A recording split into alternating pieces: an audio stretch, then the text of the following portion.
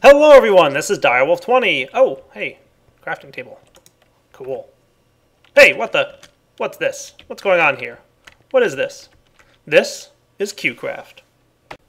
So, you're probably wondering, what is qCraft? Well, qCraft is a mod developed by Dan200 in collaboration with Minecraft EDU and Google. And it's basically a mod that allows you to bring quantum physics into the world of Minecraft. How does that work? Well, let's get started with world generation. Basically, you've got this item right here, quantum ore, which will be found throughout world gen. And when you mine it, just like redstone dust, you can get any number of quantum dust, anywhere from 2 to 4 pieces of quantum dust here. And this quantum dust will be used to make a couple different items that are used to give quantum properties to the many different blocks that you can find in Minecraft. So the quantum dust is really only used to make a couple different items, but those items are what give unique properties to blocks. So for example, the items you can make are essence of superposition, essence of observation, essence of entanglement, and you can also make a quantum computer, which I'll show you towards the end of the spotlight, and quantum goggles. These things are really pretty cool, and what they do is they give quantum properties to blocks. Now anybody who studied quantum physics, the very few of you out there that have, might know that things act very strange at the quantum level. And by infusing the many different blocks of Minecraft with some of these essences, you get to give those properties at the macro level to the blocks in Minecraft. Allow me to demonstrate. The first item I want to show you is the essence of observation. Now, the essence of observation is used to create ODBs, which are observer-dependent blocks. The observer-dependent block changes based on how it's being observed. So let's take a look at what that means. In quantum physics, some properties of different materials can change whether or not they're being observed. So let's see how this works in the Minecraft world. What I'm going to do is place an essence of observation in the center of the crafting grid. Okay. Now, on the top and bottom, I'm going to place stone. The top side here represents the north face of the block, and the bottom here represents the south face of the block. On the left side, which represents the west face, I'm going to use sand. And on the right side, I'm going to use obsidian. This represents the east face. Okay. Finally, on the top and bottom left-hand corners represent the top and bottom of the block. So I'm going to use a block of redstone here to demonstrate this. Okay, so let's take this observer-dependent block out of the table, and you can see it's flipping between all the different states. So basically, this block represents all of the 4 different blocks that we've got here. Nifty, right? So if I go ahead and pull this out of the table and place it in the world, what happens is this block takes on different properties and appears different based on who's looking at it and from what direction they're looking at it. It's an observer-dependent block. It's dependent on how it's being observed. So, for example, this face here, I'm looking at it from the west side, and I can see it is sand. Okay. Now, if I look at it from the east side, it looks like obsidian. Whoa. Let's go take a look from over here. Now, if I want to look at it from the north side, it should appear as stone. And then again, here we go, obsidian. And over here, it's looking like stone again. So now if I observe it from the top, okay, note that it looks like redstone. And you should also note that it actually is redstone here. It takes on the properties of it. So when it's looking like redstone, it's actually emitting a redstone signal. However, when it's looking like stone, it no longer is. Pretty awesome. One thing you might note, however, is if you walk around the block and you're looking at it, it's not changing. That's because this object state can only change when it's not being looked at by any player. So if you're playing on a multiplayer server and one person's looking at the block, it's never going to change. But as soon as no one's looking at it, and then they look at it again, it's going to go ahead and take on the properties of the side that it's looked at on. Pretty nifty. This also includes gravity.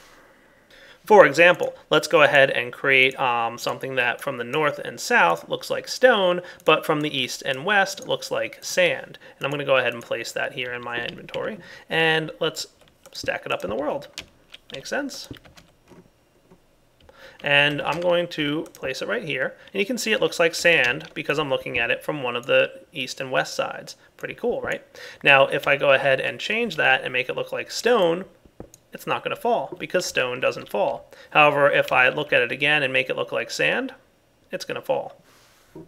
So this is the observer-dependent block. It works with basically any simple blocks in Minecraft. It doesn't work with tile entities, things like chests and whatnot, but it's very cool and very powerful. Now, the only other thing that I haven't shown you yet is what happens if you leave the crafting grid blank. So let's say from the north and south it looks like stone, but no other direction is being identified here. So again, from the north and south, it just looks like stone. No big deal, right? And everything's working as you would expect. However, if you observe it from the east and west, it's not there at all. And you can walk right through it, and it doesn't even exist in the world.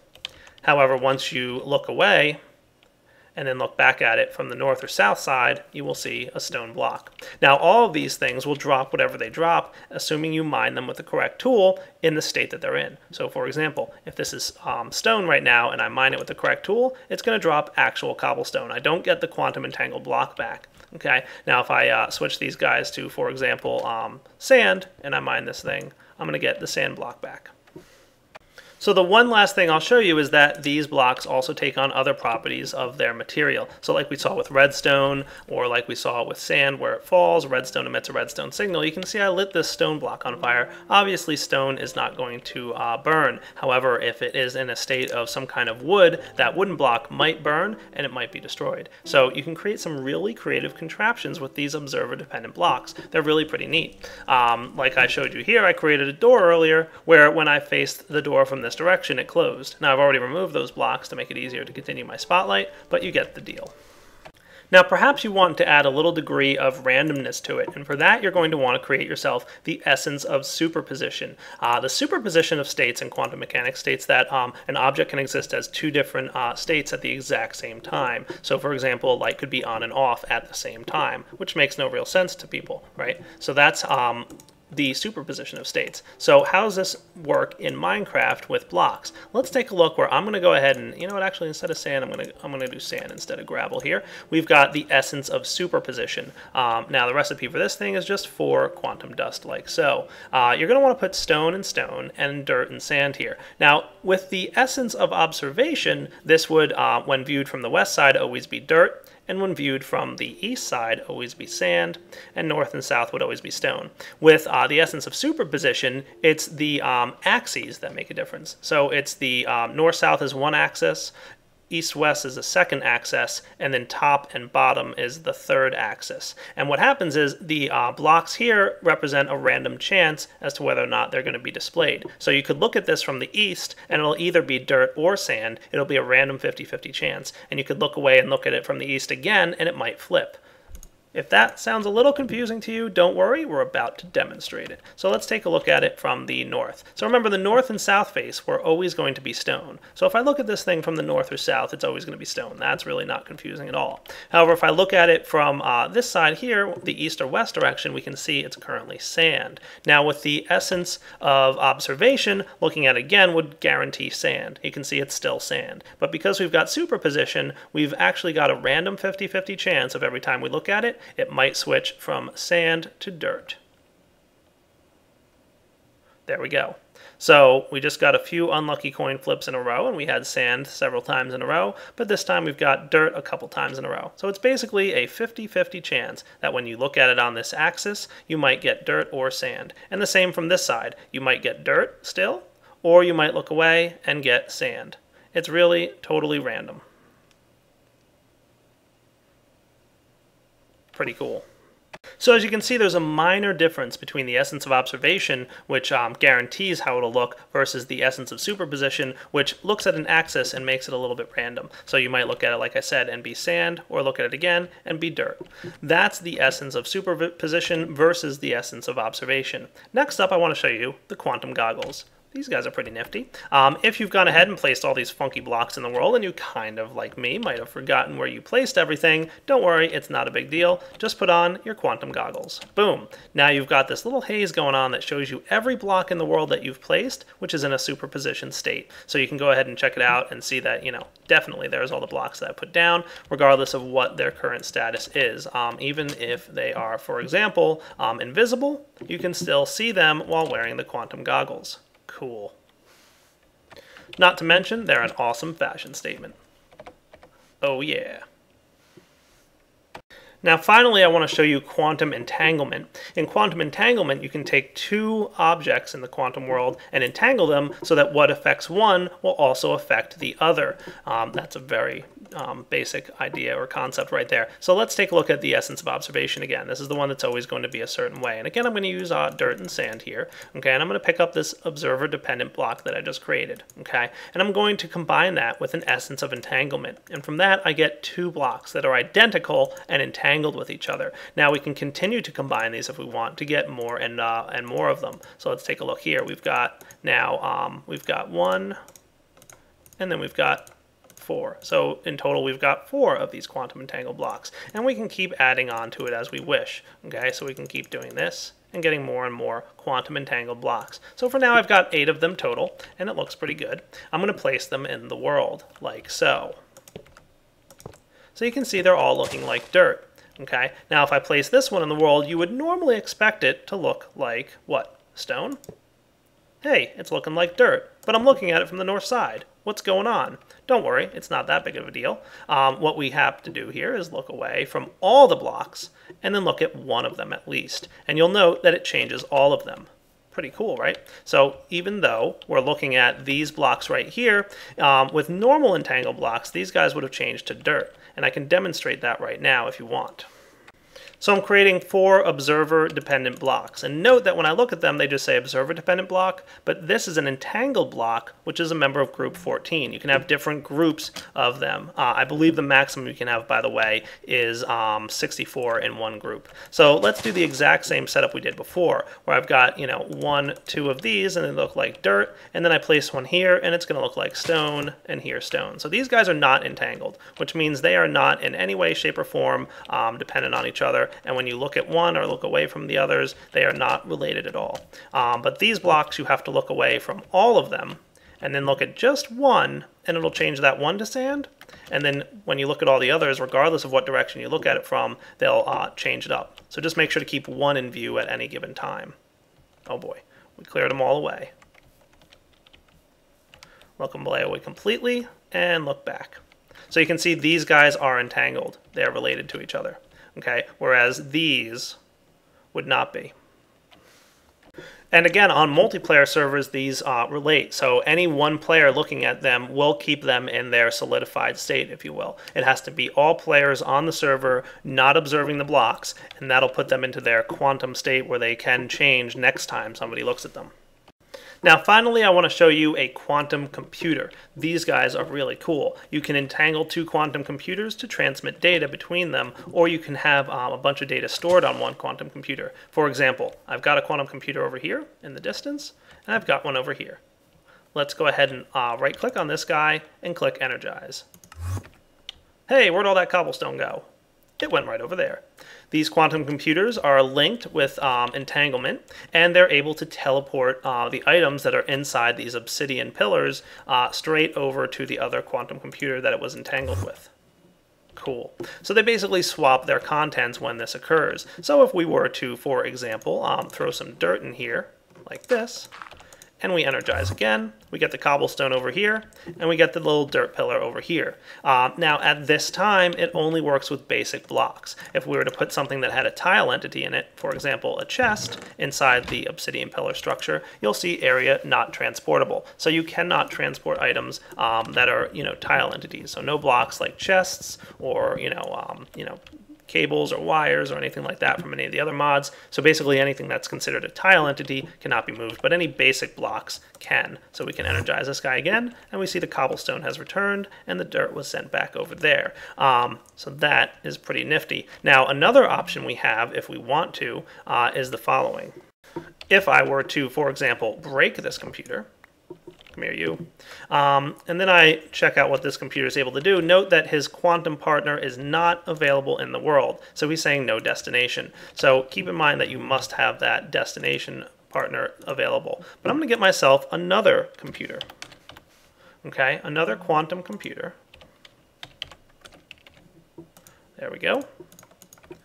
And I'm simply going to pick up this guy, which should stack with his quantum entangled partner, which is a quantum group of 0, 1. I'm going to place the non-entangled quantum computer right here in the field. And notice now that I've got the energize option, okay?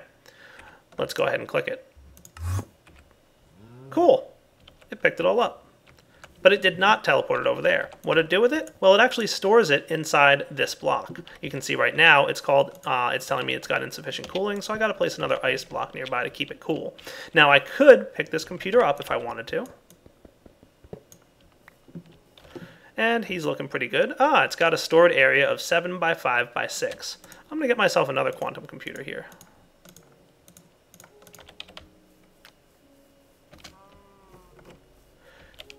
This is the new one that doesn't have anything stored. I'm going to place it here, and I'm going to energize again. Aha, very nice. Place my ice back down. And then this is the computer that was storing the dirt. If I place it down and re-energize, the dirt should come back. Awesome. So how do we build this and how do we do it? That's probably your very next question, and it's a great one. Why don't I show you how to build these constructs? The first thing you're going to need is a quantum computer. Now, if you want to do what I did before, where I was able to store the data in the computer, move it to a new location, and then deploy it, not a problem. You just leave the quantum computer as it is. If you want to teleport between two computers, which, by the way, can teleport across dimensions, then you're going to want to entangle that computer by placing it in a crafting grid, along with an essence of entanglement. And you can see here you'll get two quantum entangled computers, and you'll know that they're members of group 2. So they're different from group 1 in that they're not going to link with the group 1 computers. So those are your options. You can either teleport between two computers by entangling them or just storing it all in a block. So what I'm going to show you right now is the storing it in a block method, but do note that building this structure over here that you see, which defines the area of what's going to be teleported, is very similar. It doesn't really matter if you're teleporting or storing the items. So I've placed my quantum computer in the world. The very first thing you're going to need to do is place a piece of ice nearby, because quantum computers need ice to stay cool. If there's no ice nearby, like you saw before, it's going to give you that error, insufficient cooling. The next thing you're going to want to get is one of those observer-dependent blocks, the very first block that I showed you. You're going to need to be able to make it with obsidian and gold blocks. These are absolutely required and cannot be made with any other gold blocks. You're going to want to set it up like so. You need 4 pillars, as you can see in this area over here. The very base of the pillar needs to be defined, or at the very least, not necessarily the base, but the pillar that's at the same level as the quantum computer here. Okay, so you can see here that these guys are all turning between gold and obsidian. So the reason that is that we've got it set up so that whenever you're facing the block face that's looking at the computer, it looks like gold. So you can see here, they're all looking like gold from the inside. Okay, but if I'm looking at a block face that's not facing the computer, it'll look like obsidian all the time. So that's how we have to define this setup. Okay, so let's take a look at that right now. So the first example, the northern block face. Okay, now a good tip for this is look in a direction, and it's the opposite direction from what is displayed on the screen. So when you're looking south and you look at a block, you're looking at the block's northern face. Okay, so if I want to build out my pillars, I'll place this block here, and you'll know you've done it right because as soon as you place it down, you'll see gold. Okay, if you look at it from a different direction, you should always see obsidian, regardless of what direction you look at it from. Okay, but if you look at it from the side that's facing the computer, you'll see that it's gold. So that's how you know you've done this right. Now I'm going to create an equivalent one for the southern side of things. Okay, so let's get rid of these, and we're going to put this over here. Now it doesn't have to match, it doesn't have to be exact, but your limit on range here is about 8 blocks. So keep it within 8 blocks and you'll be in good shape. I'm going to go ahead and place it here, and as you can see, as soon as I placed it, it looks like gold, so we know we're doing something right. So I'm going to place this one here. And you can see I'm placing it on the same line as the quantum computer. So make sure you're doing this correctly. It's very important that these things are set up in line with the quantum computer. There we go. So these form the base of your pillars. Now to build up, you just place obsidian on the top of these pillars like so. You can also do this down if you wish. So as tall as you make these pillars defines how tall the construct is going to teleport. And on the very top of these, you're going to need to place a piece of glass. So let's do that now. And there you go. Now you're ready. Everything inside these pillars will be stored on the supercomputer here, the quantum computer. So let's go ahead and build like a nifty little construct. I'm just going to put, some cobblestone around here like so. Looking good. We can place a couple pieces of glass. Doesn't matter. And again, it'll go up to the same height that you've got with the pillars. And again, about 8 blocks. And as I said, you can go down into the earth if you want to get below the supercomputer as well. All we have to do is right click here and say energize, and if everything's done correctly, it should store all of the blocks that are inside the pillars on the supercomputer. As you can see here, insufficient cooling. So let's get another piece of ice restored, and I'm going to stand on top of it so blocks don't land on top of me, and I'm going to hit energize again. It'll bring the blocks right back. Very cool. Now, if you want to be able to move this, you're going to have to build another construct of the exact same dimensions. So you can see here, when we energize this and pick up this computer, we'll know that the properties of the computer is it's storing an 8 by 8 by 3 area. Okay, so it's 8 by 8 and then 3 tall. Okay, so it's very important that you build another 8 by 8 by 3 area with the exact same block layout. So the same thing with the golden blocks that are gold-faced when looking into the center, and the obsidian pillars and the glass up top and of the same dimensions. And then place that computer in that new area. And you'll see here we're getting a frame mismatch because I placed the wrong one. So we want to place the one that's 8 by 8 by 3, and we can now energize. And our items are back. Very nifty. If you want to teleport, you need to build 2 identical frames, as I've done here, again with the gold blocks facing the supercomputer. Okay, and go ahead and place your entangled quantum computer group. So again, take a computer and entangle it with the essence of entanglement.